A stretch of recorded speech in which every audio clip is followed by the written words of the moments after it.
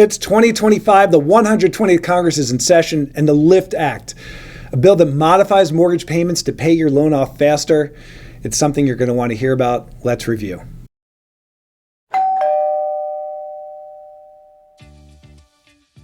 I'm Dan Green with homebuyer.com. My NMLS 227607, our lender MLS 423065. We're part of Novus Home Mortgage, a division of Exonia Bank. You can read more about homebuyer.com in the video's description, including our lending coverage and some very important disclaimers. Also, don't forget to hit the subscribe button. This channel is full of excellent homebuyer education, which of course is different from legal, tax, and financial advice, which you can better find somewhere else. I'm not a lawyer. This is a mortgage video. And when you're ready to check your eligibility to get your mortgage pre-approved, you can do that online in about 3 minutes for eligible buyers at homebuyer.com/fast.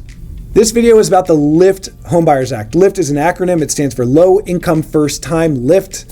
The LIFT Act is a bill that modifies mortgages so eligible first-time buyers can build equity in their homes at a much faster rate as compared to a standard 30-year fixed-rate mortgage.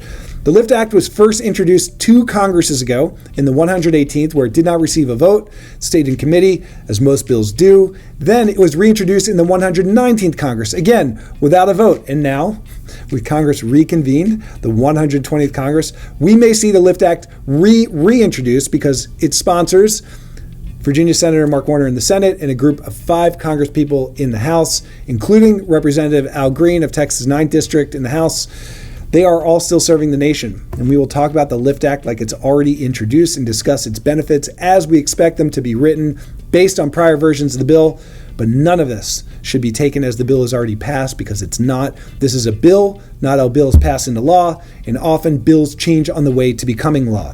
So let's actually start with how the LIFT Act works, because it's different from other first-time homebuyer programs and legislation. The LIFT Act is not a cash grant like the Down Payment Toward Equity Act, or a tax credit like the First-Time Homebuyer Tax Credit Act.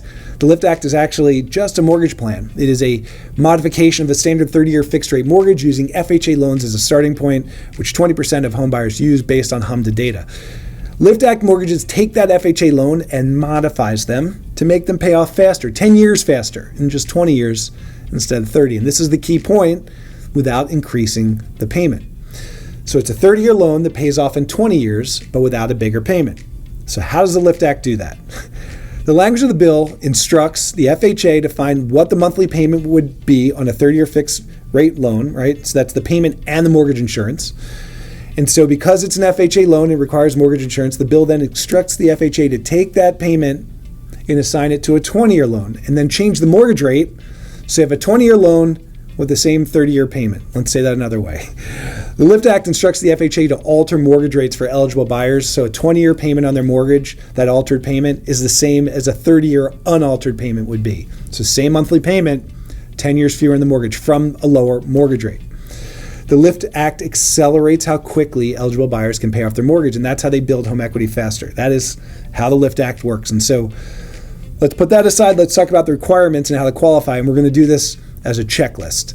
The first requirement to use a LIFT Act mortgage: you must be a first-time home buyer. A first-time buyer, according to the bill, it's any person who has not lived in the home that they've also owned at any point in the last 3 years. There are exceptions. For single parents who are returning to the workforce after raising children or caring for parents, for divorced home buyers with no prior home ownership except with a spouse. And by the language of the bill, all these buyers qualify as first-time buyers, with another interesting angle. If there's a co-signer, so co-signers who will live in the home must be first-time buyer, but a co-signer who does not live in the home does not have to be a first-time home buyer. The second requirement is you must make the home you're buying your primary residence. The LIFT Act is for owner-occupied homes only. It can't be used for a vacation property, for a short or long-term rental. At least one person on the mortgage application must take residence within 60 days of closing. So that's requirement 2. Requirement 3, the home must be a 1-unit property. The LIFT Act is for single-family residences only. That can be a detached home, a townhome, a row home, a condo, a home in a subdivision, any 1-unit home. Manufactured and mobile homes may be an exception here, because the LIFT Act is built on FHA mortgage guidelines, and the FHA requires homes to be on a permanent foundation, taxed as real estate, built after June 15, 1976, among other requirements. So that.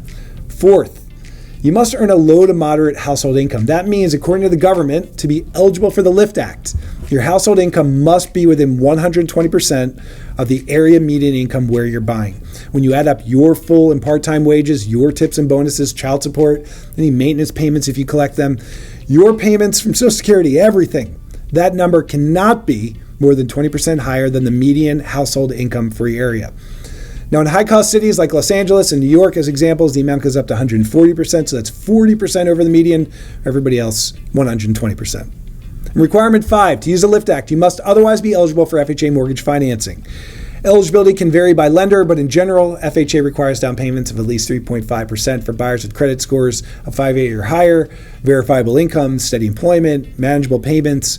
We looked at government data comprising more than 100 million mortgage applications for the last 5 years.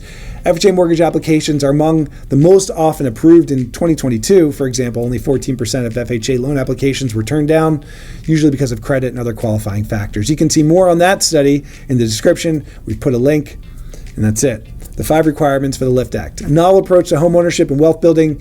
If this interests you, you can get updates on the bill when we post them. Subscribe to the channel, hit the bell, and you'll be notified of new posts.